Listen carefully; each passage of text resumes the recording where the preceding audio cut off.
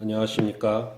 오늘은 가족 관계의 회복이라는 제목하에 말씀을 나누겠습니다. 먼저 로마서 9장 1절에서 3절을 보면 내가 그리스도 안에서 참말을 하고 거짓말을 아니하노라.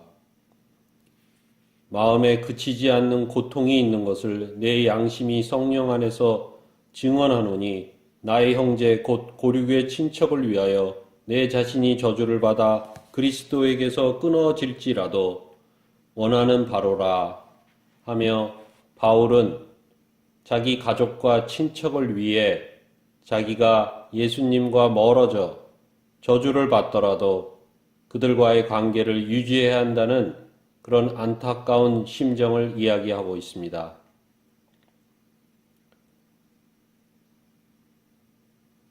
바울이 예수님을 구주로 믿고 나서 자기 가족과 친척들이 잘못된 신앙을 갖고 사는 것이 안타깝고 근심과 고통까지 이르렀을 것입니다. 그러나 그들을 내치고 그들의 잘못을 판단하고 심판하기에는 그들과의 관계 또한 매우 중요하기에 그것을 버리지 못하는 세상적인 마음도 가지고 있는 것입니다. 우리도 마찬가지로 가족 간의 신앙의 문제로 서로 다투거나 갈등을 일으킬 때 과연 어떻게 해야 할지 하나님의 말씀대로 그대로 적용하며 정말로 그들과 거리를 두고 그들을 판단해야 하는 것인지 모를 때가 있습니다. 믿음이 좋은 바울도 이렇게 말을 하고 있었으니까요. 자, 그러면 구약의 미가의 7장 2절에서 6절은 이렇게 말을 합니다.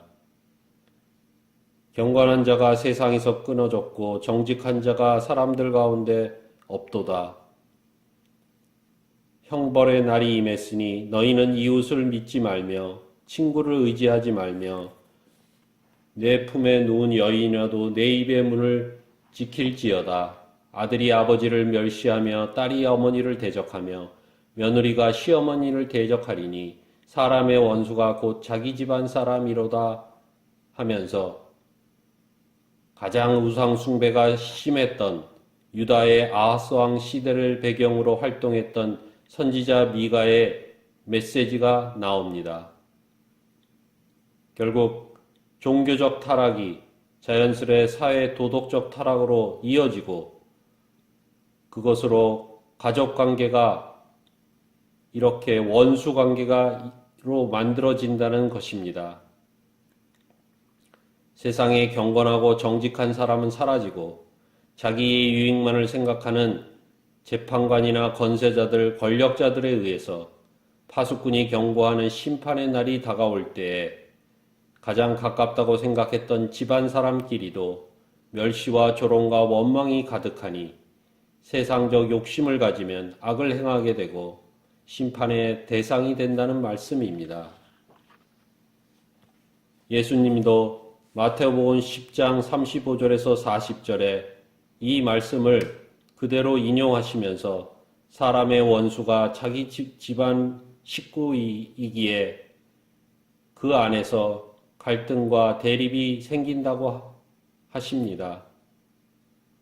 아비나 어미를 나보다 더 사랑하는 자는 내게 합당치 않고 아들이나 딸을 나보다 더 사랑하는 자도 합당치 않다고 하시면서 너희를 영접하는 자는 나를 영접하는 것이요 나를 영접하는 자는 나 보내신 이를 영접하는 것이라고 하면서 가족과 주님 간의 우선순위를 분명히 알려주고 계십니다.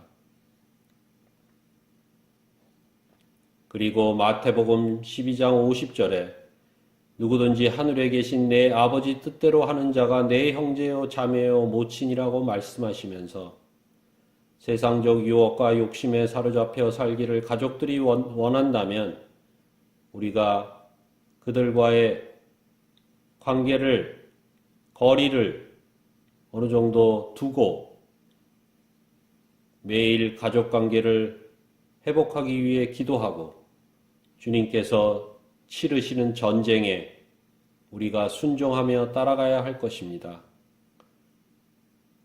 주님을 영접하는 자는 모든 잘못을 용서받고 받아들여져서 하나님을 영접하는 영광을 얻게 될 것입니다.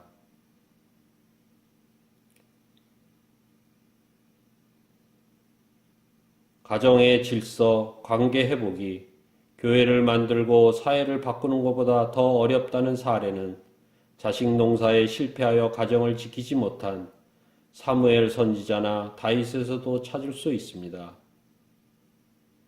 예수님이 오신 이유가 가족 간의 불화를 일으키시고 그것에서 고통을 당하게 하사 그 고통을 이겨낼 수 있는 그런 관계 회복을 위해 주님께 매달리고 주님의 뜻대로 살고자 노력하는 그 과정이 우리에게는 매우 중요한 것입니다. 그러기에 대립과 갈등을 극복하는 것, 그것에 대한 하나님의 지혜를 얻는 것, 그것이 우리 신앙의 기본이 되어야 되고 예수님을 본받아 사는 저희의 모습이 되어야 할 것입니다. 인간은 이기적이며 교활하여 가정 내에서도 자신만의 유익을 강조함으로써 갈등을 조장하게 되는 본능이 있기에 가깝지만 멀리 있는 관계가 될 수 있고 원수가 될 수밖에 없습니다. 그러기에 우리가 자식 때문에 부모 때문에 주님께 나가지 못하고 세상에 머무른다면 하나님 법에 합당치 않은 것이니 주님의 선한 길로 같이 갈 것을 온유하게 권유하지만 동행하지 않는다면 먼저 십자가를 지신 주님을 선택하고 따르는 것이 성도의 의무일 것입니다. 그렇다고 해서 우리가 무조건 옳고 상대방은 틀리다는 식으로 그들을 판단하고 정죄해서는 안 될 것입니다. 가족 관계에 있어서도 주님이 우리에게 가르쳐 주신 대로 서로가 수직적 관계가 아니라 수평적 관계에서 서로 친구가 되어주는 것이 필요합니다. 우리 죄를 대속하시려고 십자가에 못 박히신 그리스도는 우리 위에 군림하거나 지배하기 위해서가 아니라 우리를 선한 길로 인도하여 주시는 친구가 되어 주셨습니다. 그러므로 우리도 우리 아들들에게, 딸들에게 주님이 가르친 것처럼 수평적 관계에서 친구가 되어 주어야 할 것입니다. 자식 배우자에게 모든 것을 주었으니 이렇게 살고 저렇게 살아야 한다고 지배하고 다스리려 한다면 선을 행한 것이 조건과 대가를 바라고 하는 것이니 그를 수하의 종처럼 대우하는 것은 잘못된 일입니다.